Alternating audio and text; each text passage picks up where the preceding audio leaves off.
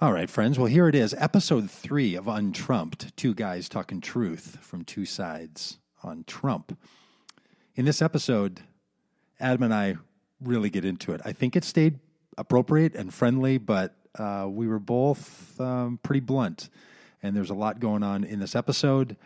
We had a nice chat after it and feel good about what happened. So I hope you do too. If you appreciate this podcast, and I hope that you do, or any of the other podcasts that I put out, I would invite you to head over to my Patreon site, patreon.com/Doug Pagitt, or you can go to dougpagitt.com and click right there on the Patreon link. And what this is all about is that I'm asking people to participate with me in the production of my live streams and Facebook with your money and my passion, with your resources, my time and energy, to try to have these kinds of conversations and others. So if you're one of the listeners to the podcast, I would love to invite you to join with me, like $5 a month, $1 a month, $10 a month, that kind of thing. And there's a bunch of little rewards and bonuses in there. You might enjoy those as well. But here it is, free of charge, Untrumped, episode 3. It's a long one. Enjoy.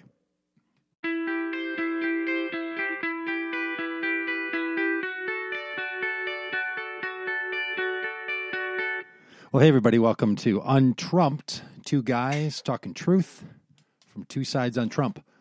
Of those two guys, I am one of those. My name is Doug Pagitt, and I am at the Peacedale Studios over here in fine Minneapolis, Minnesota, and joined by Adam Schindler, as you can see up in the new backdrop. Adam in San Antonio. So we're both back at home. Last week I was off in another space, so I think our technology is going to treat us well this time. Untrumped is an attempt of two guys trying to understand each other around this issue of Trump. It was an invitation that I extended, and Adam was good enough to take up, and our friendship has been created in this conversation, in great part in front of people here on Facebook Live and live on this podcast, and that has been to try to answer the question that I had: how could a person who holds values similar to mine, has Christian commitments similar to mine, is someone who sees the world in ways that I think Christian leaders should see the world, being one, could vote for Donald Trump as President of the United States back in November of 2016 and going forward. And Adam is one of those people, and he has been a gracious friend and guest to engage in this conversation. So thank you, Adam. Yeah, you're welcome. I've enjoyed it. Now, some people have asked me, well, hey, how did you meet Adam? He seems really smart, and he really knows his stuff, and he's been engaged in all this. And when I tell them, well, Adam actually not only was personally supportive of Donald Trump, but actually worked on and for the digital side of the Trump company all the way up until the election, then their curiosity really peaks, right? And that's when people are like, now that guy seems really, really interesting. And if you pay attention, if you're middle-aged like me and you pay attention to what's on 60 Minutes on Sunday nights, you may know that 60 Minutes did an expose on somebody who used to work with Adam, and Adam used to work with him running the Trump digital campaign. Adam, can you just say a little bit about what that's been like, having 60 Minutes show up anywhere near your life? Because normally for people, when the 60 Minutes people show up, that's a nightmare scenario. This wasn't. It was a nice expose showing about your expertise, Brad's expertise, this kind of thing. But can you talk a little bit about, for people who are just catching up, your engagement early on in the Trump organization a number of years ago, and then as it rolled into the prospect that he was going to be a presidential candidate, so people can get a bit of a frame for who you are and how you're operating in this space? Sure, absolutely. I work for a marketing agency that for a number of years has had the Trump organization as one of its clients. We're a marketing, advertising, web development, branding company. And a number of years ago, we began doing some work for the Trump organization in a variety of capacities.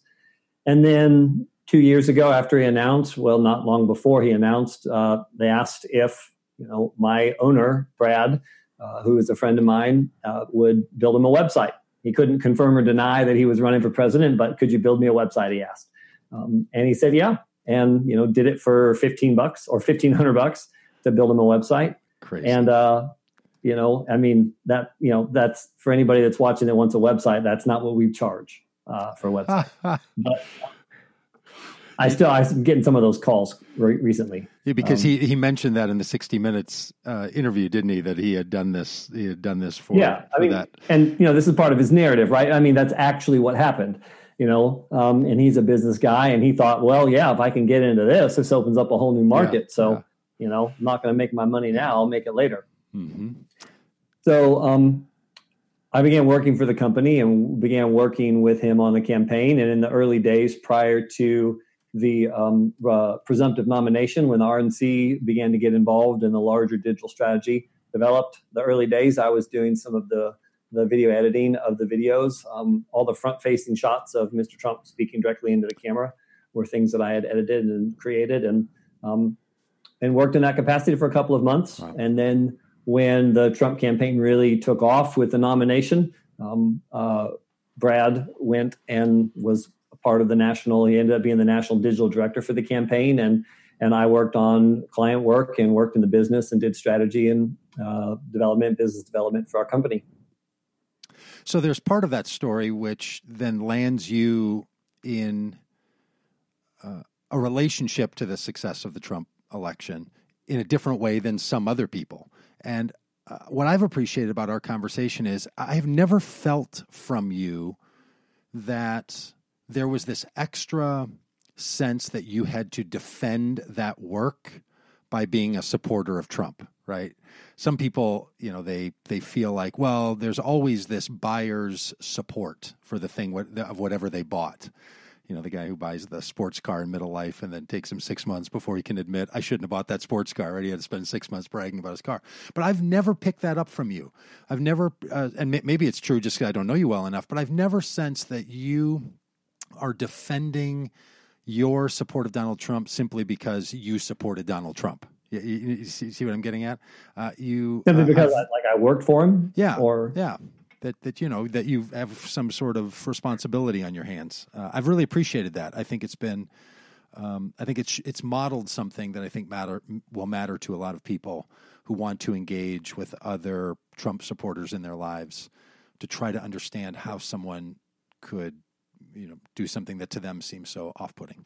So I think your rich history is really, it really shows a sense of integrity from you, and I want to commend you for that.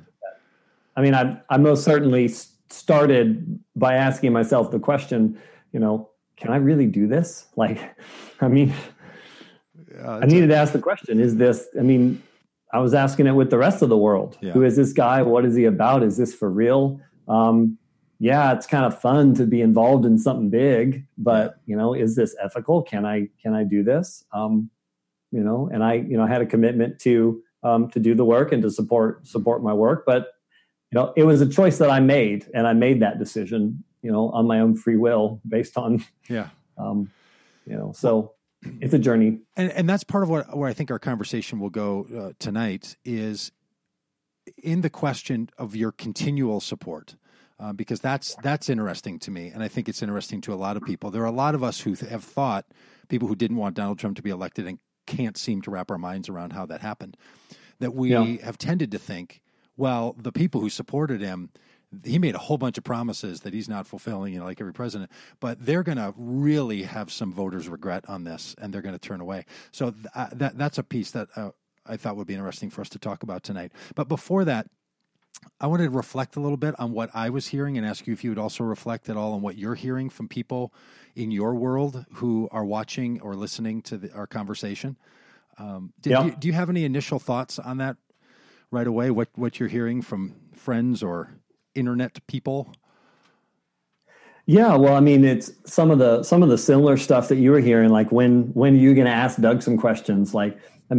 In the same side, we never really got there last week to talk. We talked some about the Clintons and Hillary, but people on the other side of this issue can't understand how you can reconcile your belief as a Christian pastor and thought leader with someone like Miss Clinton, who supports things that they feel like are murder of unborns, people that openly say you can abort a baby up until the final trimester, and even in late term that it's not a human until it's out of the womb. And there's some real questions people don't really understand how you can reconcile those thoughts. I've gotten a couple of those questions specifically. Yeah, and they're good ones. I think episodes 5, 6, and 7 are going to give us the opportunity for that. That's a plug for people to stay around. Hey, and another plug, if you like this and you want to help it be possible, head over to DougPagitt.com, and there's a link on there for my Patreon site. You can kick in for this. Adam and I are not going to get rich off of this. I am going to get rich off of this. All that money just goes to me. No, to you. That's right. That's right. I'm already independently wealthy, so I'm good. The company has taken off. Success tends to do that for you. You hang around winners, Adam. You're just going to be a winner. I've heard the president say that. You want to kill giants? Hang out with some giant killers. Here are the things that a couple of things that I have heard from people. They want to hear more from you, which I think is my family's way of telling me I talk too much. I've also heard people reflect that they really appreciate how insightful and smart you are. I think it's just something that comes across. Maybe it's the professorial beard and glasses. And other people want to know this question about regrets at all. Like, have you shifted your view now? That seems to come up. But the thing that I've noticed in watching comments and listening to people is, even reading the comments that I'm sure will happen tonight on the feed, I can tell, or at least I'm assuming, people are working really hard to try to say something. I don't know. I can't tell how hard people are in trying to listen. I think they are. But what's happening is they're trying to say something, and people are talking from two such fundamentally different starting points and sets of assumptions. It is really incredible. And the thing that struck me in the 60 Minutes interview, which was talking about the campaign and how the campaign went and micro-targeting, I could sense from that interview on 60 Minutes that Brad was in, that he was describing the way the campaign for Trump's campaign worked seems so different from the way that I know of how the Clinton campaign worked. And I think those two actually mirror the way that the people who were reached by those campaigns think about the world.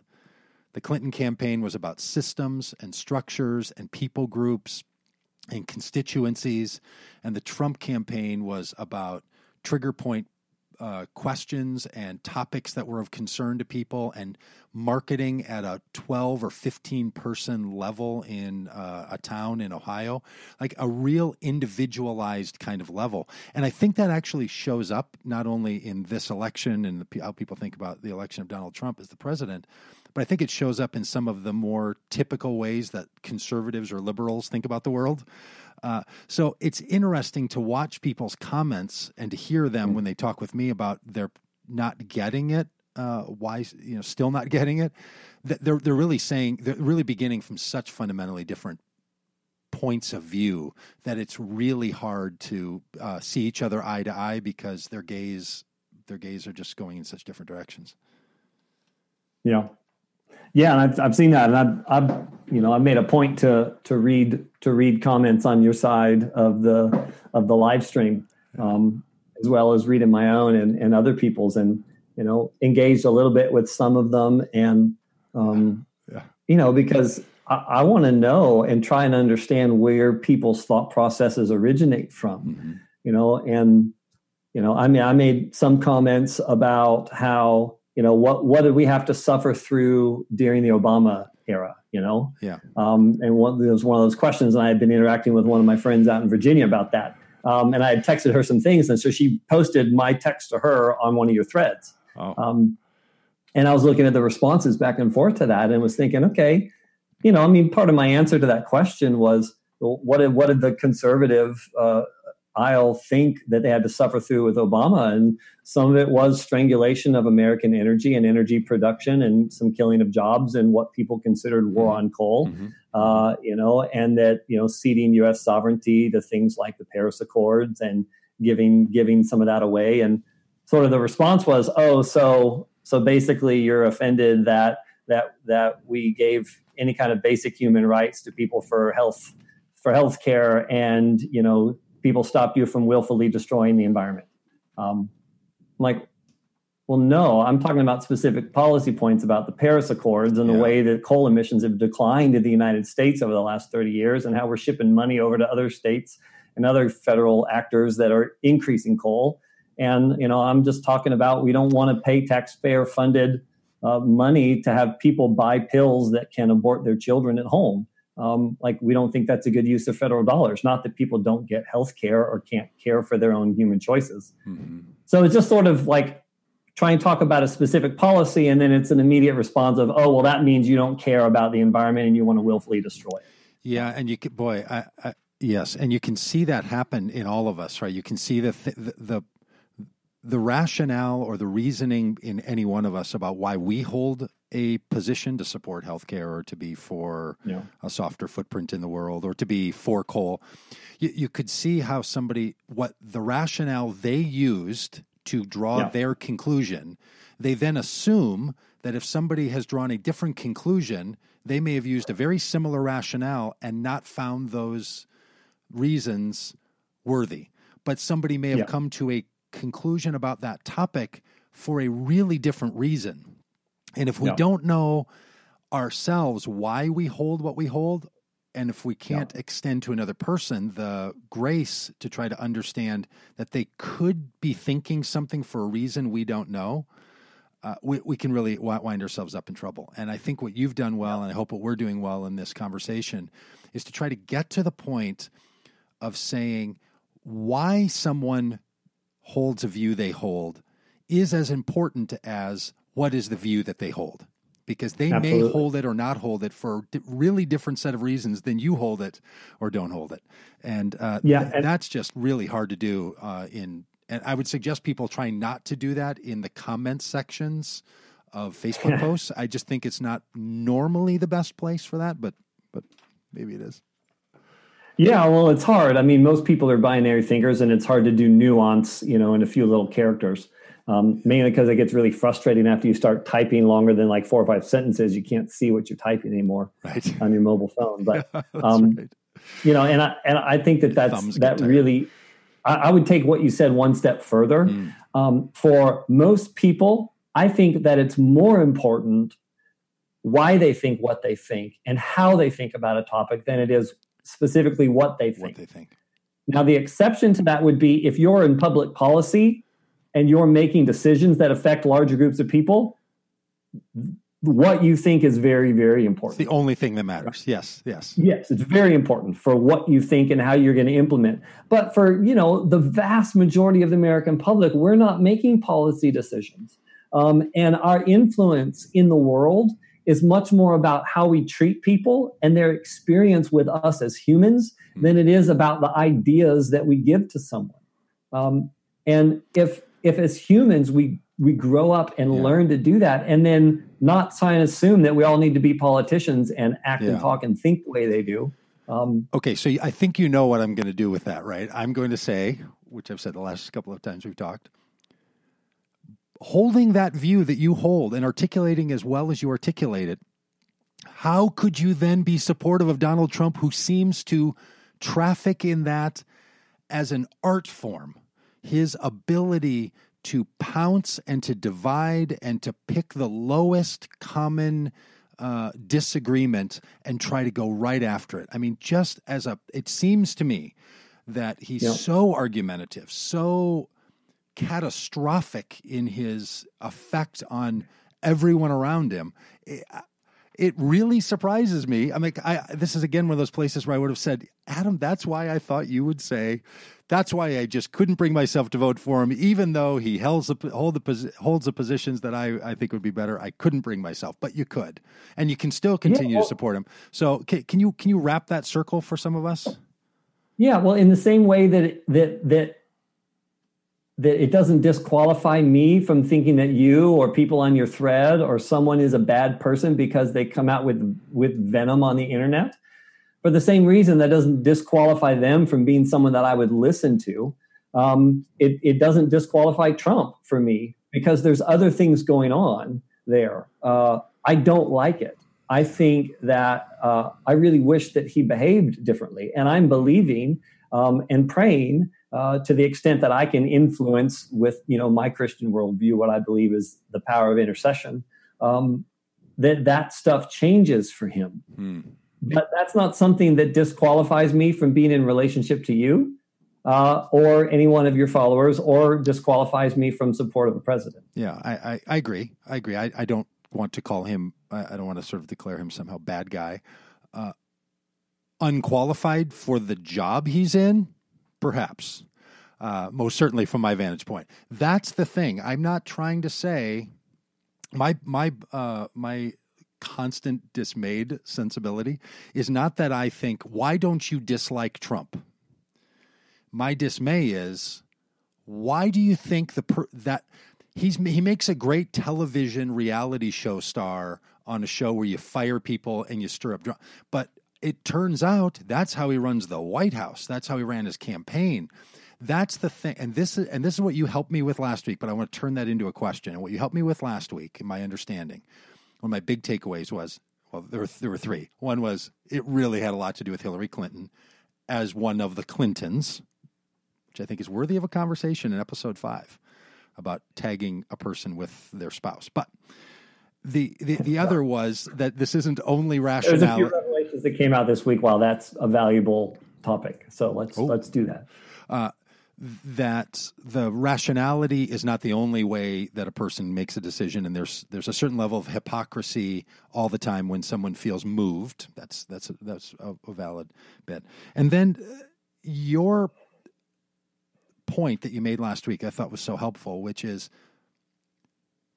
my words here, Doug, you're the one that has this overblown sense about the catastrophe that Donald Trump is.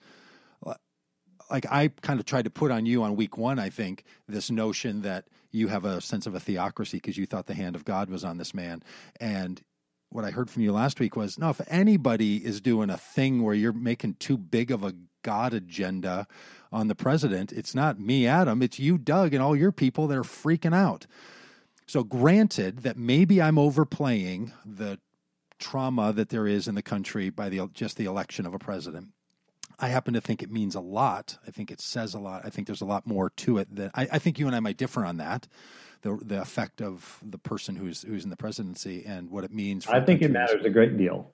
I think it matters a great deal to the culture. I think one of the reasons that Trump got elected was that he played the culture war and won. He went toe to toe on these things, and he's doing what I wish that he wouldn't do in some capacity, and taking on the NFL and making ridiculous comments.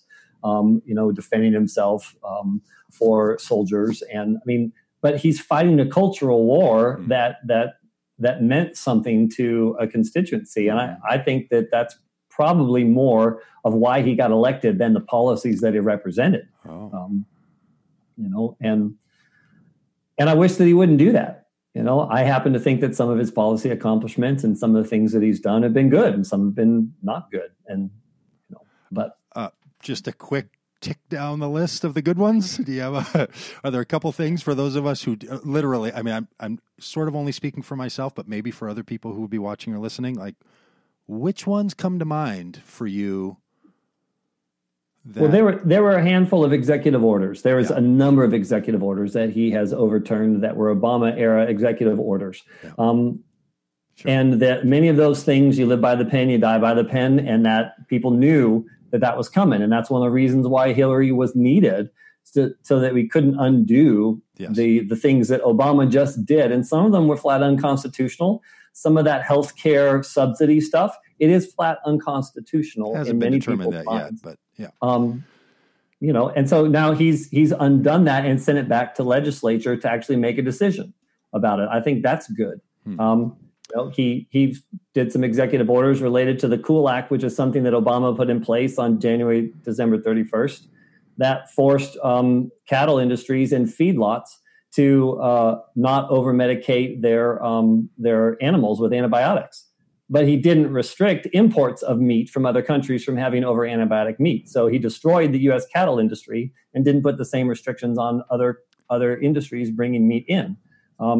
Trump immediately, 10th day into office, overturned that and required the same standards be for meat that was imported. That's a piece of policy that is deeply significant to U.S. agriculture, and it means a lot. And, a lot of jobs are affected by those sorts of decisions. Those are two small examples. I can hear the thread tapping right now in comments where people are saying, the cattle industry is actually destroying the environment. And this is the reason why Obama wanted to see the cattle industry have some restraints on it, because it's run amok and it's causing. So yes. Okay. So yes, that's good. And there are classic, there are classic disagreements between conservatives and liberals, or Republicans and Democrats. One of the things we brought up last week, and I want to stay in it for a little bit longer because it really is the thing that's, I think a lot of us are trying to get our heads around, and you can help us with this.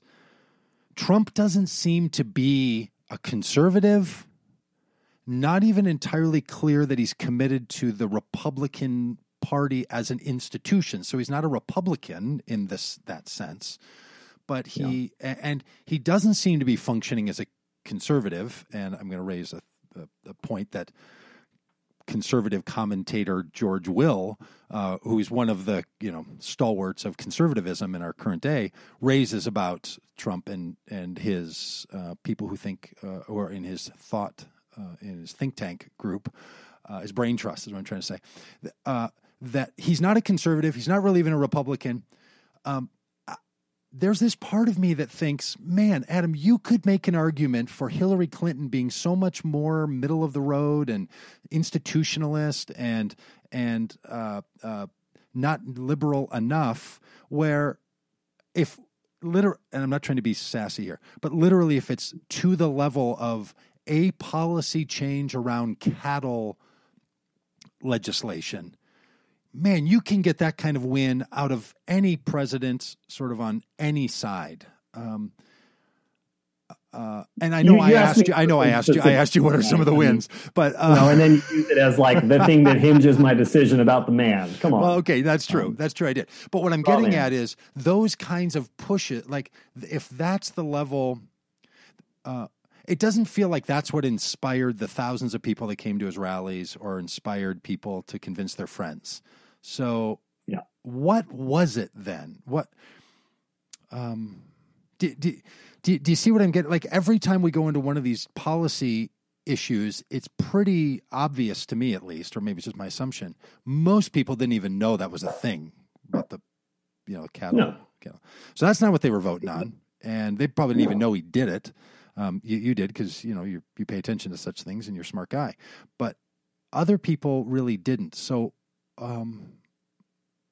it doesn't feel like he was a policy guy that people were voting for. No, and I mean, if we're looking to still try and understand why on earth people elected him, part of it was that he wasn't a Democrat and that he wasn't a Republican.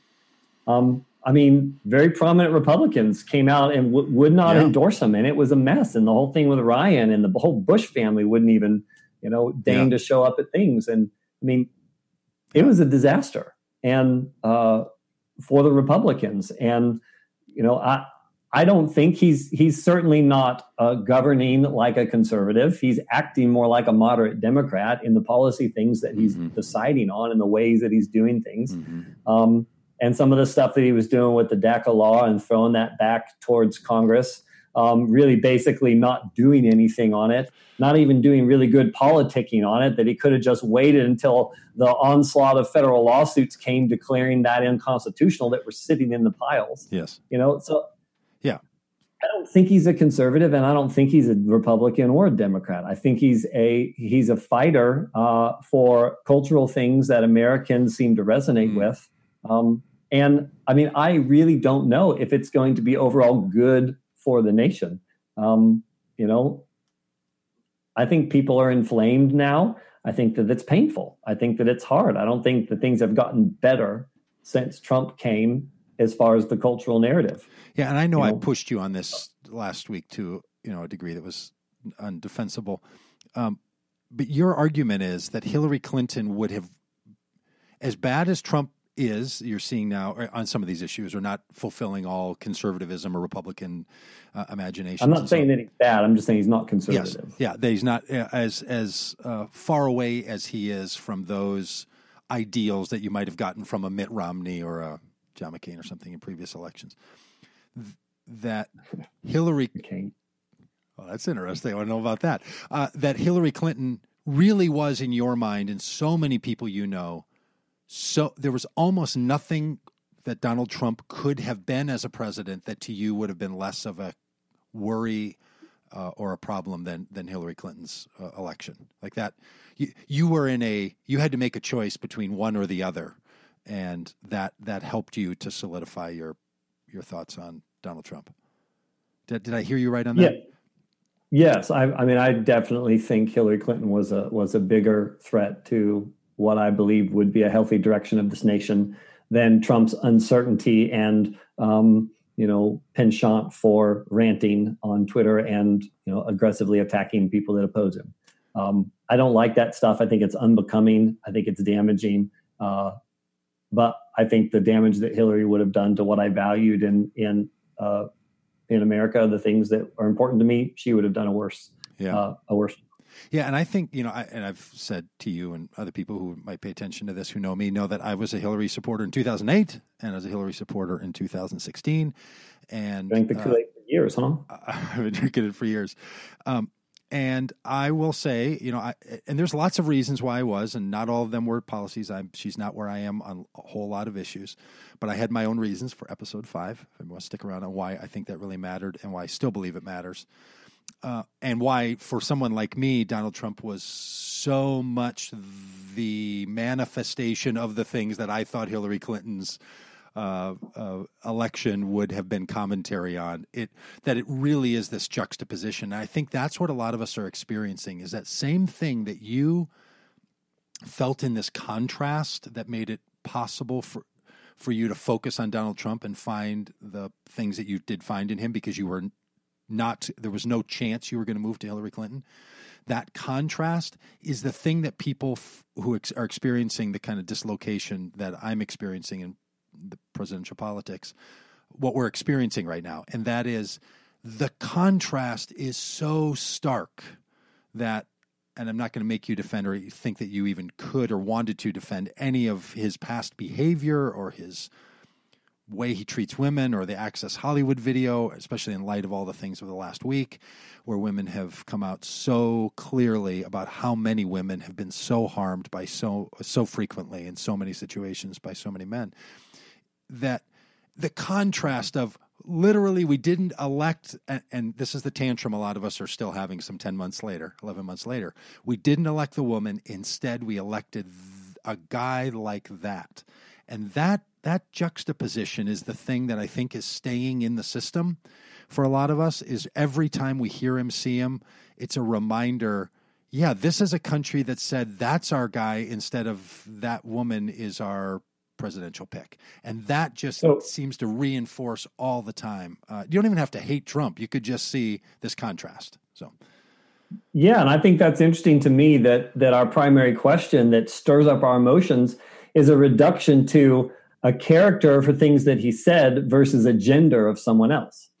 Like, we didn't elect a woman, which we should have just elected a woman, versus how could we elect a man who said those kinds of things? And so, are we electing a talking head? Are we electing a gender? Are we electing an ethnicity? Or are we electing someone that's going to actually apparently we've only elected white guys until Barack Obama. So I think an argument could be made. There is a narrative in this country that white men are who we've chosen to elect because of that, as much as white men got elected. And so what does that mean? So you look at the facts and the history, and we see there's been one non-white male elected to the highest office in American politics. So what does that mean? How do we interpret that data? That there's been a structural and cultural bias in this country toward leadership of white men. And I am afraid, and I don't want to, in week 5, we can get into this, because I don't want to at all suspect that you would have to, that I'm accusing you of this. But I believe that there was an enormous amount of cultural racism that caused people to disdain Barack Obama as the president. And I think there was an enormous amount of male insecurity and continued male dominance attitude that had a lot to do not only with a woman, but with that woman. I think the argument for a lot of guys, I could vote for a woman, but not that woman, has a whole lot to do with the issues around power and male and female relationships in this society. Almost like, well, there's an acceptable woman and there's an unacceptable woman, and I'll tell you why she's an unacceptable one. And I think it has a lot to do with what we can talk about in week 5 if people stick around for 2 more weeks. And the reason I'm doing that, I'm not just trying to dodge the question. I just really want to make sure that I'm spending a number of weeks really trying to hear you out on what your vantage points are, and to help me and others to really get it not only inside the what happened, but why did it happen for people who were supporting Trump. So I'm not trying to dodge the question. I actually talk about it all the time with people everywhere. So I'm chomping at the bit. Yeah, and I would love to try and understand some of that. I mean, so you said that there was systemic cultural racism towards that prefers white males to be in power. And that's why, people just were loathsome to support President Obama. I mean, is there, what sort of, other than your intuition and your sense about the thing, is there any kind of evidence that supports that view, that you saw particularly throughout all of the years of Obama's period, that they just wouldn't support him because he was black? Is there evidence for that? Well, I don't think it's that. I don't think it's just, I don't support him because he's black. I don't think that's how racism works. I don't think that's how bias works. I don't think that's how bigotry works. I think it works at a much different level than that. And I really do think that there was accusation about he was not born here. The whole birther thing that Trump was so much behind is an othering, and it was trying to get at the fact that people should see him as an other. And it wasn't other on the political spectrum, and it wasn't other. Not American. Not us. So, and this leads me into this question about, this is where I think George Will, who helped me, and back when I used to vote for Republicans, George Will was really helpful to me. I like the way he thought about things. So George Will has this statement that I'm not asking you to have to argue against or defend or anything, but he wrote it in an article, in a opinion piece in the Washington Post. And then I heard him say what I'm about to quote on that liberal rag, MSNBC. Back when Microsoft used to be in the news business. Isn't that funny to think that was still Microsoft NBC? That was the partnership between Microsoft and NBC. So George Will says this, and I'm reading the quote that I wrote down. He says, "These people are not conservatives, and to their credit, they don't claim to be conservatives. So these people who want to make America great again, they are," here's this killer quote, "they are importing continental European ethno-tribal blood and soil right-wingery, which is not just not the founders' version, it's the antithesis of the founders' version. Therefore, those that are sailing under the flag of Make America Great Again are actually trying to make America into something it never was and shouldn't be." Now, there were a couple of phrases in there that now I've been hearing over the last 4 days more often, and that's this argument about blood and soil. There's a European argument going, like what Donald Trump got swept up in is also what's happening in Brexit. That's why they brought the Brexit guy over, right? It's the same thought group that, I'm talking about, that guy in from England who churned up Analytica. What's that? Are you talking about the Brexit data group? No, the Brexit guy, the person who was... Oh, Johnson? Yes, I can't remember his name. But anyway, the Trump campaign brought him over and cheered him up. Like they were making a connection between Brexit and the Trump people. And Brexit and other things happening in other parts of Europe, some of the pulling away in Spain and other places, is built around this idea of this notion of blood and soil. Are you in the bloodline or were you born on this soil? That's how we're going to form our nation. And George Will, a conservative, left the Republican Party over its willingness to endorse Donald Trump, says, look, that's the argument that's being had. Now, interestingly, this morning, George W. Bush gave a speech where he talked about the same thing, said the same set of words. He didn't say the continental European ethno-tribal, but he said this idea of a big word for him.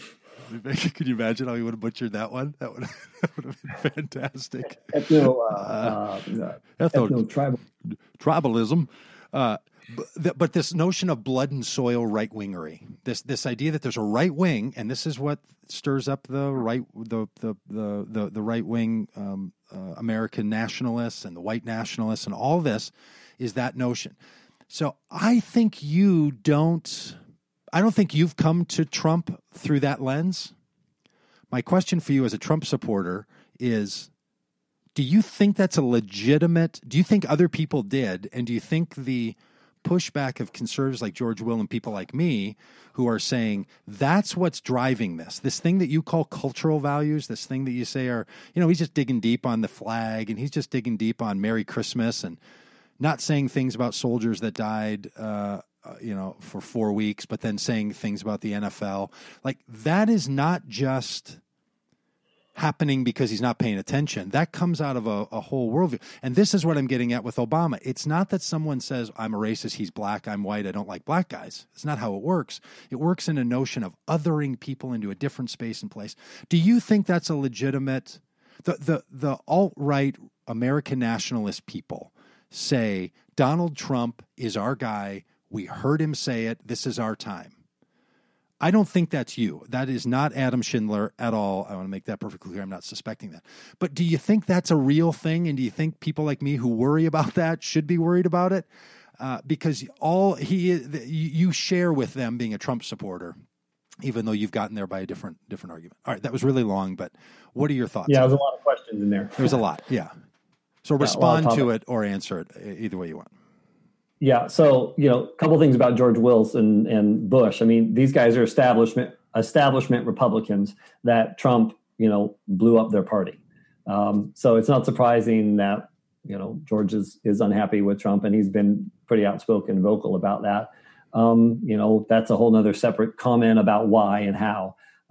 As it relates to the blood and soil thing, I think that going to altright.com and this is hard, right? Especially because that the NSA and Google are watching, like clicking on altright.com and going and reading, watching their videos, maybe do private browsing so YouTube doesn't store your video watch history before you do it. You don't think much of those people, do you? No, I know the kind of tracking that we do. Yeah. So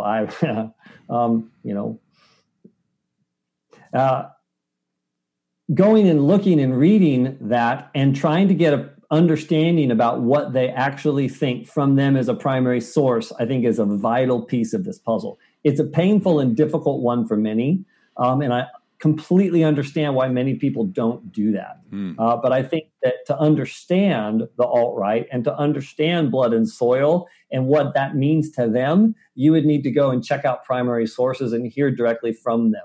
There's a bountiful amount of information surrounding that. Yeah.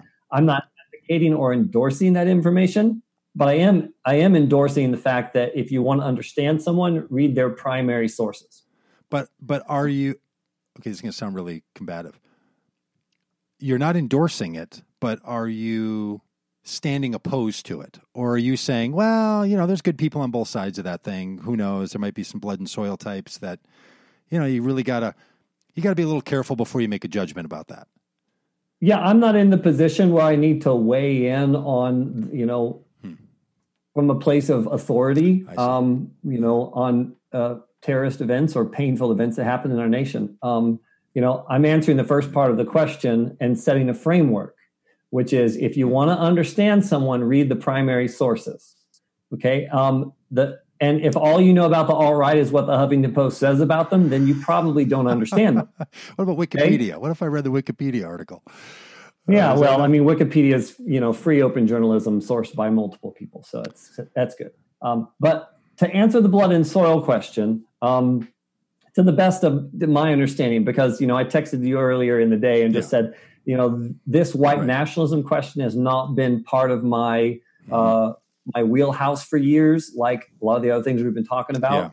I have been reading it, and I do think I can make a comment in regards to what people are thinking about as it relates to immigration. Oh, because okay.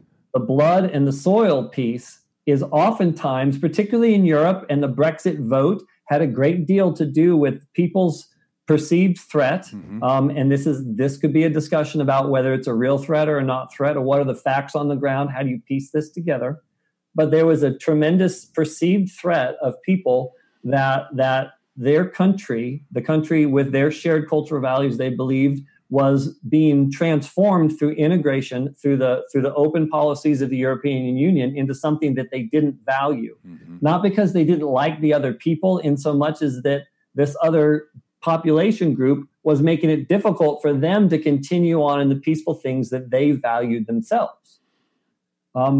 And that people that were frustrated with the American policy in immigration, the U.S. policy immigration, particularly surrounding our southern border, it wasn't that we were afraid of another culture, but that there is a perception, and I tend to agree in this capacity, that there is a threat towards the peaceful expression of American Christian, what has in some capacities been identified as a white male culture, that there is a belief that culture is fundamentally bad, that it's wrong, that it's a patriarchal culture that's condemning, and by its very existence, it damages the United States and it damages people around it just because it is. And to the degree that people believe that's true about white culture, that's the response, I think, and some of the deeper motivation behind people saying, look, we just want to preserve a non-violent, peaceful culture that we value, not being, angry and fighting other people, but just we don't want to be encroached upon and have the things that we value legislated away from us. Like we can't even say Merry Christmas in the stores, and we have to spend our tax dollars to do these kinds of things. So walk me through because I think that was great. I think you showed you understand the argument, even though you don't agree with it, about white male culture. Can I just caveat, and then I want to ask you a question about that? The notion that white society, or that American white society, is also male white supremacist society, that's the argument. I don't think the argument is, has the United States been organized around white culture? It was embedded in the founding documents of the country. I mean, of course it was. We've tried to outgrow it. We've tried to expand beyond it. And any time that seemed to infringe on rights of other peoples, we wanted to walk away from it, not deeper into it. So this idea that, sure, it has been here, but we don't want it here, has been the trajectory of the United States. And it feels to some of us like, what's the it here? Sorry. The white dominant narrative. Because the white dominant narrative has always been a bastardizing of the American expression. It's never been a fully white culture, even though some of our documents institutionalized white power, white male landowners, this sort of thing. That kind of an approach, we have said, did not match the lived experience, and we do not want to match the lived experience going forward. So this idea that there was something in this country that we're doing away with, I would say is true, but that's not doing away with the American history or the American culture. That's doing away with a bastardization of the American culture that really is being forced by certain people that are carrying white supremacist ideas that have never been accepted in this country and never should have been. So that's a little caveat to that. That's where I would go with that argument. Yeah. Well, and I would want to try and understand if you feel like there's a difference between white nationalism and white supremacy. Are those interchangeable words for you? No, they're not. They're not interchangeable words. But they share enough that the parts that are scary to me about white supremacy culture, there's enough of that in the white nationalism as has been expressed in the 20th and early 21st century. That makes me extremely uncomfortable with it, because I think it's a lot of linguistic game playing for people to run undercover. Yeah. Is there, can I ask a couple of questions about this? Because I've generally been wondering, like, as I understand it, and there are, I'm sure, dozens, if not hundreds of other layers on top of this of very, very negative, bad stuff that I don't associate with the alt-right. I don't spend time reading or agreeing with that stuff. I have read it to understand it, but at the very base level, and this is what I'm always trying to do, like what's a core key principle that I can try and at least understand the motivation. And part of what I gathered from that was what I expressed is there's a perceived threat on a cultural identity that the desire to have a peaceful expression of that cultural identity is now being infringed upon. And the general question is, do you think that if you have a cultural identity that doesn't infringe upon the rights or the freedoms of other people, is it okay to want to preserve that with nonviolent means? Is it okay to want to preserve that if you feel like people are encroaching upon you? Is it an okay thing that I want to say, look, this is how I do my life, and I don't want you to come and tell me that I can't live my life if I'm not hurting somebody or if I'm not encroaching on their personal freedoms? Is that an okay thing to believe? Yes, it is. For sure. Yeah. Absolutely. Okay. And so then the question of degrees, right? How then my personal life infringe? How does my white, patriarchal, male-dominated American history infringe upon the rights of other people to live their life, liberty, and pursuit of happiness? Yeah, because a statement like, hey, white people just want to live in towns where there's just white people. Why can't they do that? That could at one level be, why is that a big deal? Well, because that's racist. And we've decided we are not going to allow you to do that in this country. We have made determinations about what we can do and what we can't do, and that's part of the republic. And people are reneging on that deal. They are moving back on that, and these determinations have been made. We've decided we're a federal system. We have decided it's not a series of states. We've decided that you can't use racism, you cannot use sexism, you cannot use ethnocentrism as the rationale for how you're going to organize civil society. We've decided it. It's been decided. And that people want to push back on that and say, well, that's something that I think maybe we should relook at that. No, we're not going to relook at that. That would be my argument back. And I feel like Donald Trump sent a whole bunch of messages of saying, we might look back at that. I think people were hearing, because, and this I've heard them say it, I've watched their videos and read their articles. I think he's saying that it's going to be okay again. And the way that, I don't want to be pointed here, but that it's going to be okay for us to start to create some white enclaves in this country again. Okay, so have all white neighborhoods and get everyone non-white out. Yeah, or white states or cities like Portland was, in 18 or 1930 or whatever it was, right?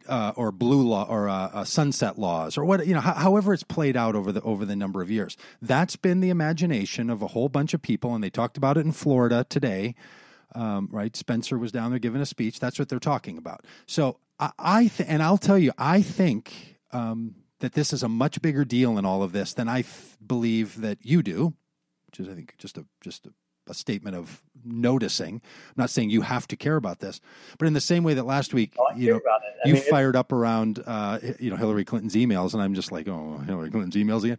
Like, I don't care. I don't think you don't care about this, but I agree. But I'm on fire because I think this is what sits at the center. This is my fear, that at the center of what is passed by under the guise of, I wish Trump would stop with all the culture war stuff. I wish Trump would stop with putting so much sort of vitriol that just seems disproportionate every time there's an issue of someone of color in this country. It rings so differently. But he's just 70, or he's just not his thing, or like.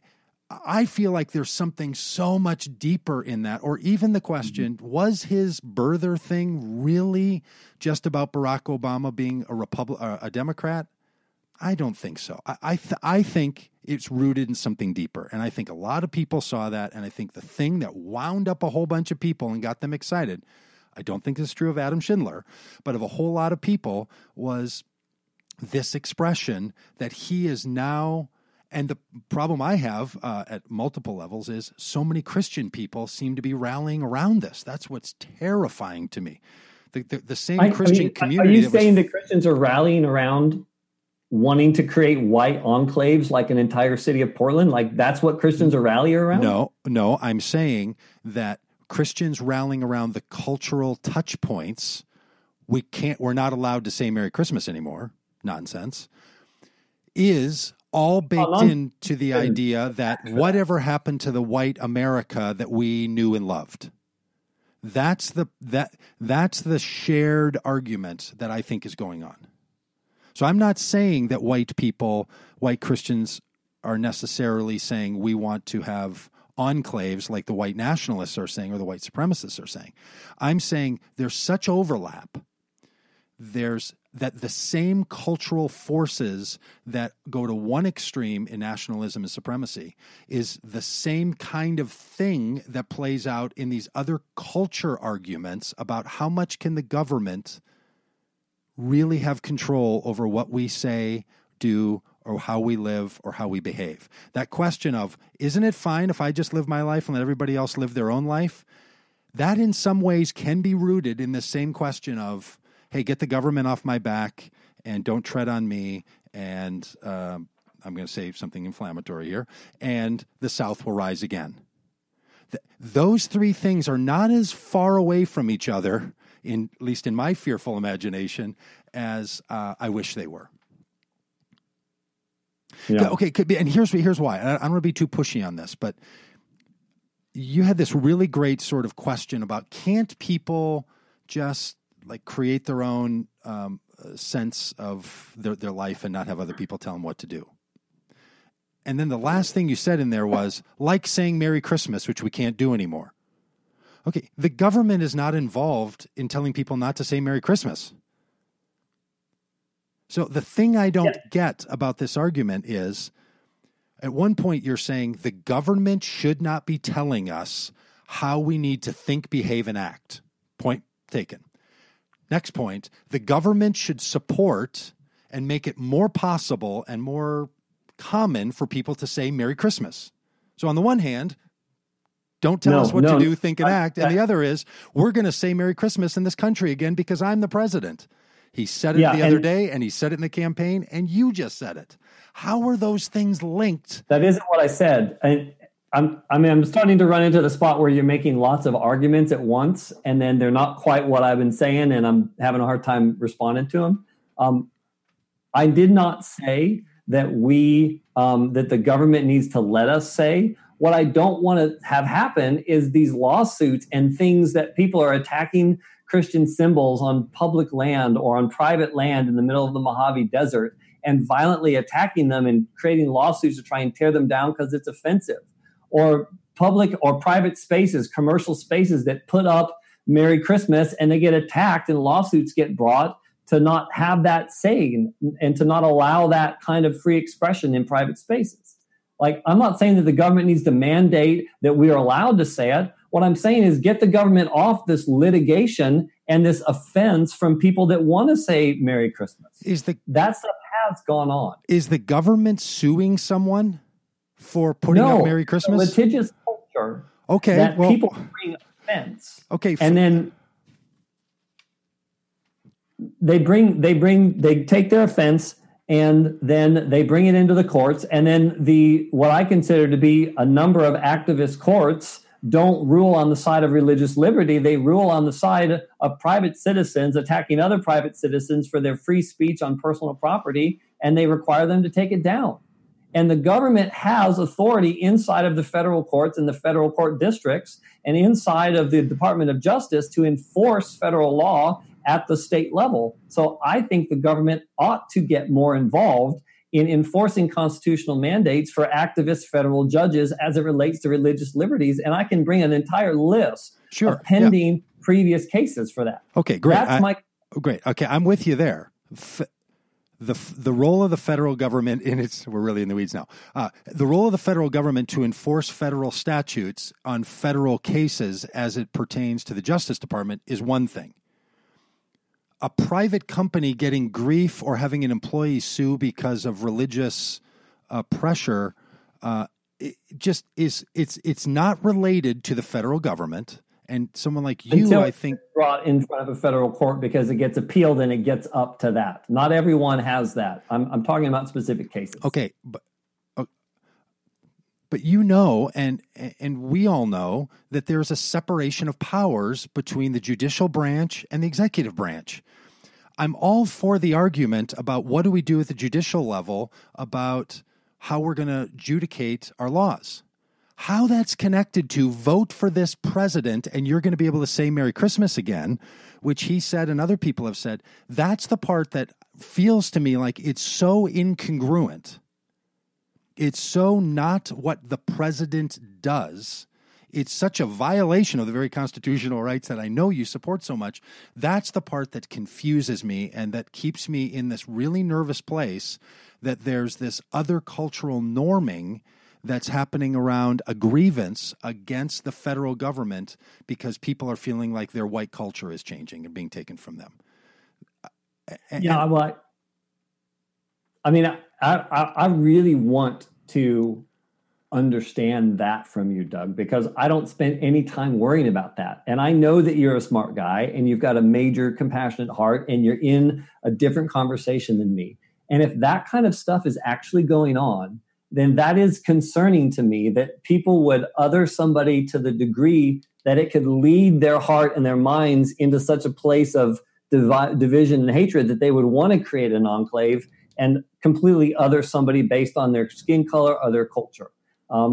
I genuinely want to learn about how that is and how that's going on. And it sounds a little bit to me like you're saying that Trump isn't outrightly saying that, but he's sort of like a gateway supremacist, you know? I mean, his language and his cultural rhetoric is the beginning stage of a slippery slope into all out, white supremacy. Yeah, this is like episode 5 already. Yes, I think you've understood me. I think that's, I would say, I wouldn't put quite the bit about a slippery slope on there. I think the phrase a lot of people use that I agree with is the term dog whistle, meaning that it's at a pitch that some people hear different messages in there. And all I'm telling you is I know because I've listened to the nationalists and supremacists say this is our time because Donald Trump. This is the argument they are making. So the idea that you're saying to me, Doug, this is so wild-eyed. I'm not even I agree. I would have said to you 5 years ago, I think that would be really stretching it if we ever got to the point. They're saying this stuff on a regular basis. So I don't think it's just my liberally bent conspiracy theory that says these people are hearing from Donald Trump something that is really terrifying. Yeah, and I definitely, I mean, I've listened to some of their messaging as well in an effort to understand that. So, I mean, I definitely, yes, they are saying this is our time and they're excited and supportive in larger numbers of President Trump. And he, certainly doesn't want to alienate anyone that voted for him. I definitely know that that's a capacity or that's a reality. But as you understand it, because you seem to have done, this is more of a focal point I'm a little for you. Obsessed, right?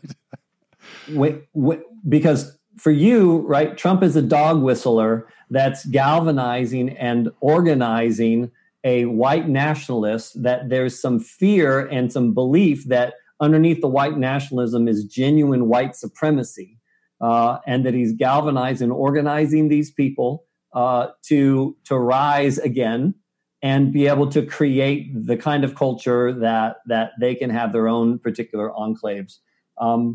Is that this is our time for us to rise again and take back our cities and have white cities? Or what is the now is the time to do what? I don't know. It's probably like, white rural areas, not our cities. No, I'm not trying to be as deist as that. What I'm saying is that on the continuum of the white nationalists and supremacists that are saying this is our time and people are going to hear us and we're going to protect our culture, that whole argument that I think we both would agree, people are making that argument who hold those positions. that is a part of a ethno-tribal, blood and soil right-wingery approach that also embeds in it this really toxic kind of national Christian culturalism that back in the 70s stirred its head up in the Republican Party and had to be dealt with, showed up in 1996 when Bob Dole at the convention said, anybody who's thinking basically what we just described here, the door is right there, head out the back. The same thing that came up when John McCain had that microphone at that rally. It happened to be in Minnesota, so I paid a lot of attention to it. And that woman said to him, I've heard that Barack Obama is a Muslim once, and he took the mic back and said, no, he's a good man. We're not doing that. That's not what this is about. Those pushbacks that have had to happen inside the Republican and conservative parties, and William Buckley had to push really hard and make a decision. Do you let these, tribal, ethno-tribal, blood and soil right-wingeries in? That thing continued, and this time it didn't get shut down. That's what I'm saying. I'm not even saying Donald Trump came up with it. I'm saying this has been around for the entirety of this country. It's been put down a number of times, and this time it wasn't.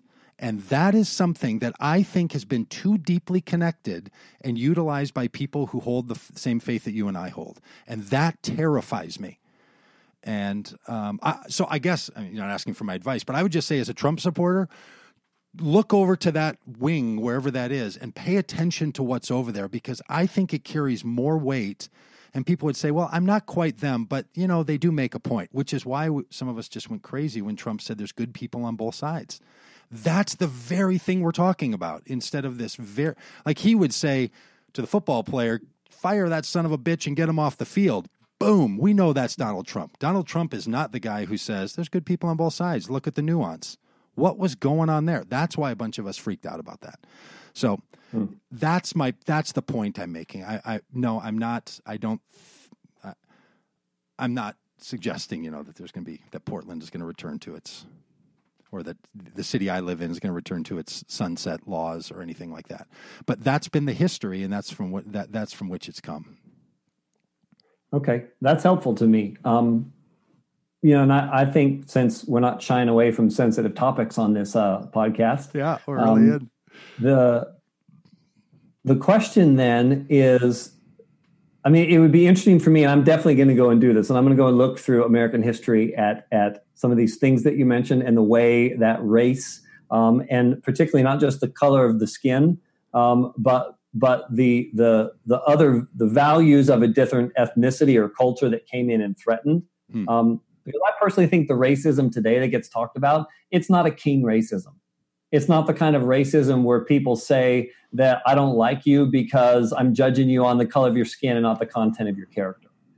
Racism seems to me to be more about power structure and, social democratic socialism or some Marxist ideologies than color of the skin. It's about a cultural power structure that needs to be undone. That's a giant tangent.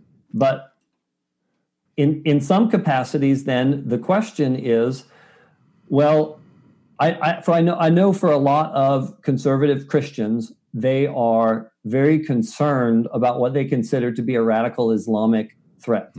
And that the immigration, particularly as it related to the ban, the proposed ban on Muslims, and looking at identifying, and this is where Trump was, and I think he did a very bad job of implementing it. I think it's a very difficult question to stop and say and look at the state of where we are and where terrorism has been in the United States and overseas, and to begin to ask the question, how much does people's belief in a religious ideology or a political ideology hijacked by religion over the last 30 years influence the behavior, and how much is the immigration from Middle Eastern countries where there are people that have radical Islamic beliefs that want to kill Americans for the very sake of them being American. Yeah. Like that's the major concern surrounding the immigration. And it was a linchpin in the Brexit vote. And I think that rather than us trying to protect our white culture, there's a concern that there's another culture particularly radical Islamic terrorism, and particularly a fundamentalist view of the role of Sharia law that would replace the U.S. Constitution, that bringing that into America and giving that a cultural megaphone is something that we want to resist. And that is part of the galvanizing surrounding the Trump message as it relates to that issue in particular. Other than that, I abhor the KKK stuff and some of that footage that was coming out, from Virginia, and all of that stuff is I can't even fathom that people are still thinking in that capacity. But I understand the concern about radical Islamic terrorism, the confusion surrounding the wars in the Middle East, and what we see around the globe today with radicalized Islam. Yeah. Okay. As long as we're now over time and have gone at it like this, can I do a little? Do you have a minute for a little pushback on that? Yeah. It sounds like what you're saying is, well, the bigotry held against the people that used to be feared in this country, slave revolts, Jewish people, Irish, that's ridiculous. We should set that aside. Anybody who's still making that argument, not worth listening to. But the new one, Islamic fear, that one is legitimate again. And there's other people who are saying, no, the very thing that showed us that those biases that we had against those other groups, it's the same thing. It's not, well, boy, I'm glad we're done with thinking that, Jews were going to overthrow the country, or the Japanese were going to be a real problem in internment camps. So that's what it feels like, right? Well, we have a good reason for this one. And then people like me will say, look at the modern day terrorism and what has happened in this country. And boy, if you want to see a thing, look at the amount of domestic terrorism that is pushed on this country by white men. And you look at the number of shootings that have happened. And yes, are you kidding me? Yes. The white male domestic terrorism is greater than any kind of Islamic radicalized terror that we've seen. In this country, yes. That's a bigger threat.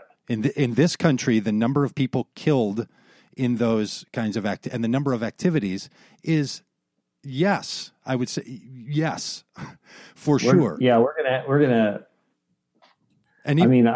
Yeah. Wow. Okay. Yeah, it's okay. Fair enough. We will table that one until somebody Wikipedia articles something to us on those numbers. That's something statistics and some research can help us with. Yes, because it's clear. And I'll just say that the notion that we now have a different kind of racism that isn't built on color or race, that just does not match the penalties and imprisonment and police treatment and shooting of particular people in this culture. It's just not possible that the statistics are as off as they are and as frequent as they are for black males in this culture to be imprisoned or shot by the police and have it not be related to a deep down fear of race or color. I think that's my opinion. We need to look at those statistics, and if it's about fear of race or color, is it a white male police officer shooting a black African American person? What are the statistics surrounding the police that get into altercations compared to the other kind of altercations? Yeah, right. All those things, like even the fact that you could say, well, they keep doing criminal things, but both of us who know police officers know. No, somebody could make that argument that lots of people do, that if people are going to have more contact with the police, they're going to have more chances for altercations. That's the very point I'm making, the decision. Right. And we ought to do something about the culture that has left, the African-American male in the inner city out on its own, without a family, without a support structure, without access to resources. I think that's a tremendous problem that needs to be addressed, that drives people. Ultimately, everyone makes a choice, but you get handed a very difficult situation, and we need to address what's going on in the urban centers of this nation. specifically relates to the plight of young African American males. We do, and I'll tell you, I'm new to this knowledge, so it's going to be a little bit off the cuff. But when you compare including the role of poverty, the numbers of black men who are not engaged in their families is no higher than white men that are not engaged in their families when you take into account poverty. So there is, and I'm not saying that, I mean, I believe this. I said something very similar to this a while back, and this is where I was corrected by someone who said, that's the kind of narrative that has continued to be pushed in this country that does not match the actual facts when you take into account people who are living in poverty. So you take into poverty is the great equalizer. In other words, if you're living in poverty, this is the kind of thing that tends to happen. It's not specific to black culture or even to urban centers. The same thing is happening in rural and suburban areas when you take poverty into consideration. It's just there's a lot going on in our country that are, as you said, would you say there's layers of this, 10 layers or 100 layers or something? I think that's all very true. There's a lot going on, but there's also some built-in biases about in this society, in this culture, that I'm not saying Barack Obama did I'm not an advocate for his work in this, but what it feels to me, and this is why it's particularly hard for someone like me to see how people could support Trump, is that it feels like the current president of the United States is not moving in the same direction as the previous presidents on these issues. It feels like the same disruption that he brought to the political system is happening to this agreed upon set of expectations and norms. So Obama did better on race relations than. No, what I would say is Trump's only got 8 or 9 months in under him, but we got 8 years of Obama's policies, and the plight of the African American male. Where are they? Touche. Under 8 years of Obama. So. No, and that's not what I'm saying. Do an outro and take the last word this week. God. So thanks for listening, everybody. Good night, Internet. Thank you, my friend. We'll be back on next week, if the creeks don't rise and all those things. All right, everybody, thanks. Hey, if you want to keep up on all of this, it's on my webpage, DougPagitt.com, which is also a place on Patreon where if you want to chip in to help make all this possible, I'd love that. And if you follow Adam on Facebook, or if you don't already, if you follow Adam's blog, adamschindler.com, right? That's it. Yeah, right? Yes. And I got some high quality recordings of the stuff on YouTube as well. Yeah, really good recordings. So it's in lots of those places. And if you're talking to each other about all of this, I don't know that we're the best examples in the world, but I think, friends, you know our spirit, and our spirit is that we want to know and listen to and understand each other, so that we can say it the way the other person would. So they would say, "You made my point. Thank you. That's really good." And then from there. Agreement and extending each other's beliefs can happen. So, yeah, thanks, and then we understand why exactly you're wrong, and it's better. That's right. All right. Hey, thanks, buddy. All right. Good night. Well, there you have it, friends. I know that was a long one. Hour 17 minutes. Make that 18. But hopefully it was beneficial for you. If you're still even listening, means you're really committed to this, which means you might appreciate chipping in $1, $5, $10 a month. Go over to DougPagitt.com, click on the Patreon link. Or if you're already on Patreon, look me up. You'll see all the data there. Data. Hear that? Because we're talking about data tonight. See all the details there about being a supporter, making all this beauty happen in the world. Thanks, friends. Talk to you next week.